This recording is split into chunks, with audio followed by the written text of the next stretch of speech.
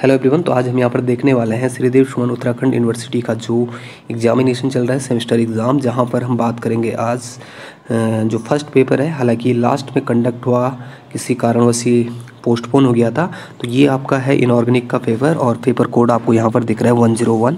Time इसके लिए 2.5 घंटा दिया जाता है और मैक्सिमम मार्क्स आपको पता ही है 80 का होता है। यहाँ पर 2 सेक्शन आपसे पूछे जाते हैं और सेक्शन ए में भी आपको 4 क्वेश्चन करने होते हैं और सेक्शन बी में भी 4 क्वेश्चन अटैम्प्ट करने होते हैं विदिन 100 वर्ड लिमिट।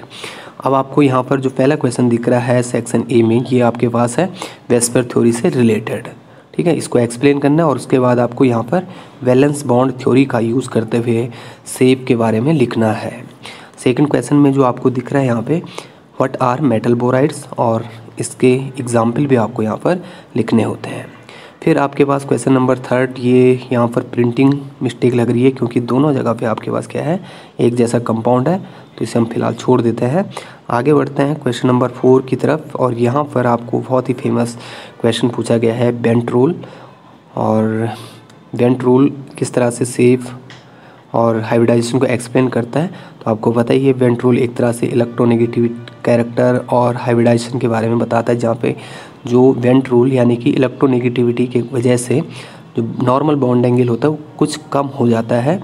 तो इसके बारे में आपको एक्सप्लेन करना है।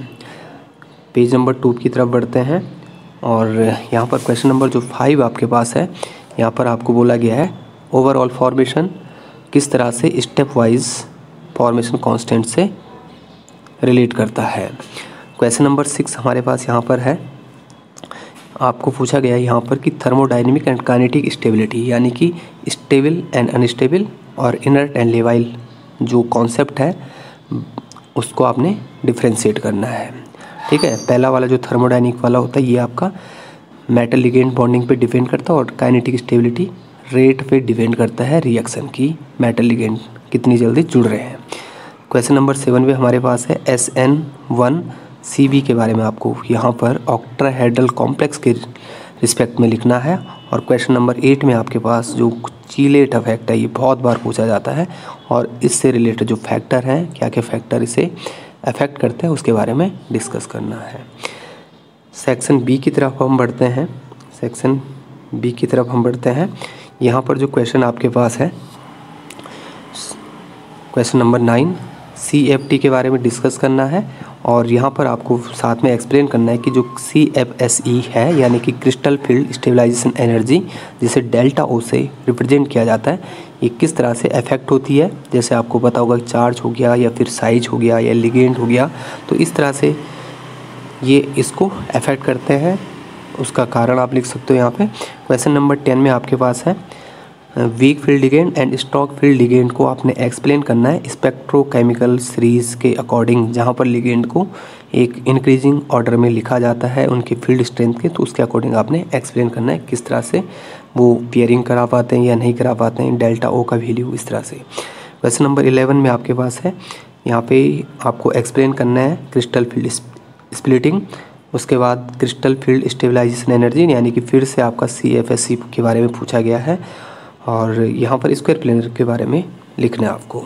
ठीक है, आगे हम बढ़ते हैं क्वेश्चन नंबर 12 की तरफ, लेकिन 11 का थर्ड पार्ट यहाँ पर, सेकंड पार्ट यहाँ पर है कि ये दोनों जो कॉम्प्लेक्स हैं, इन दोनों कॉम्प्लेक्स में किसके लिए डेल्टा O लिखा होना चाहिए। यहाँ पे डेल्टा O का वैल्यू ज़्यादा होगा और क्यों होगा।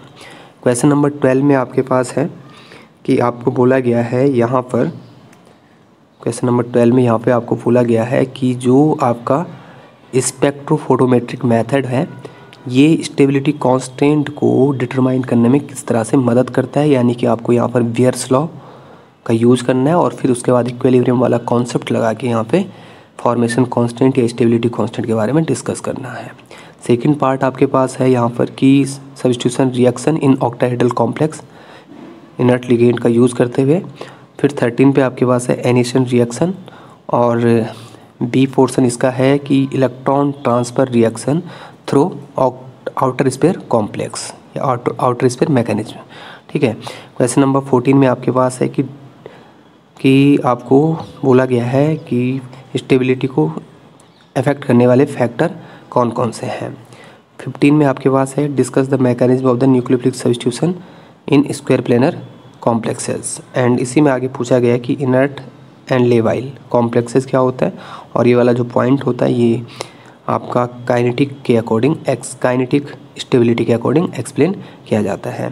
लास्ट क्वेश्चन आपके पास है MOT से बोला गया है, यानी कि जहाँ पर आपको बॉन्डिंग, एंटी बॉन्डिंग और नॉन बॉन्डिंग ऑर्बिटल्स दिखाने होते हैं, उसकी हेल्प से आपको यहाँ पर एक्सप्लेन करना होता है। इस तरह से आपका कुछ डायग्राम बनता है, तो ये वाला स्ट्रक्चर आपको यहाँ पर दिखाना था। तो ये था आपका आज का क्वेश्चन पेपर।